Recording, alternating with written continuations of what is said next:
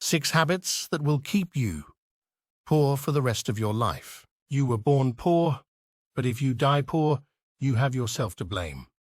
You focus on linear income instead of passive income. Most people focus on linear income in the name of salary, allowances, and one-off payments. Wise men, on the other hand, focus on passive income in the name of royalties, interest rates, value addition, and profit. Relying on linear income is similar to using buckets to fetch water from the river. With time, you'll get too old and too tired to transport them to and fro, and that means you'll have to starve for as long as you don't go to the river. Buckets, relying on passive income, on the other hand, is similar to building a pipeline. It may require a lot of work at the beginning, but with time, you'll no longer have to go to the river to get water. The river will come to you, and you'll not starve. This is the most fundamental principle of wealth creation that most, including you, are oblivious about.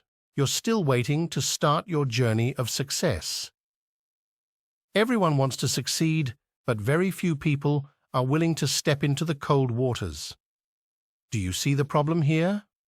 In the history of the world, no marathon race has ever been won or even finished by someone who never left the starting line. As you're stuck saying that you have no enough capital to start, someone else is busy making good use of whatever little they have. As you're busy lamenting that there are no business ideas, someone else is busy sharpening his innovation claws. When you're busy complaining about a problem in your society, someone else is busy thinking about how to start a business that solves that problem. Continue waiting at the starting line, and poverty will soon find you there to keep you company. When you earn more, you spend more.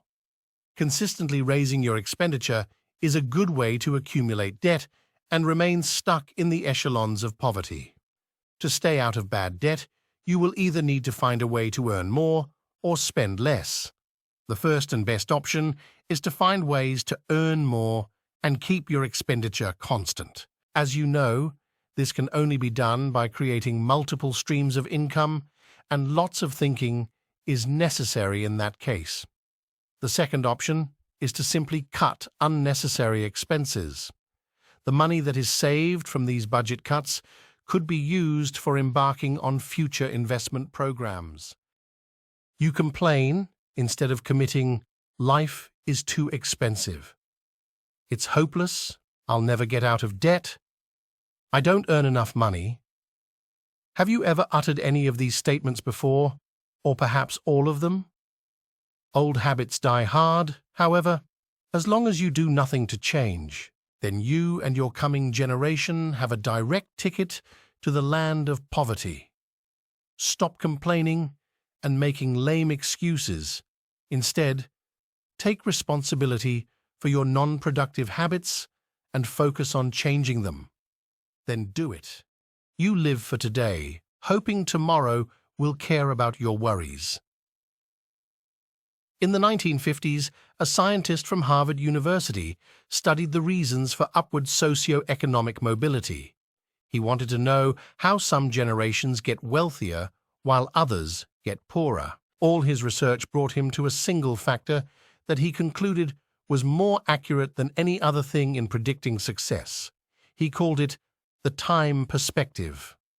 Time perspective is basically how far you project into the future when you make a decision today. An example of a long-term perspective is when a wise family man buys land or insurance for their child, even though he or she will not need it for the next 18 years.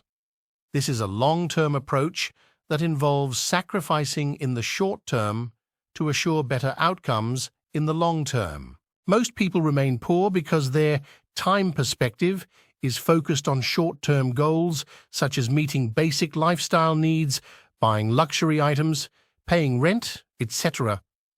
Are you one of them? You just don't get it.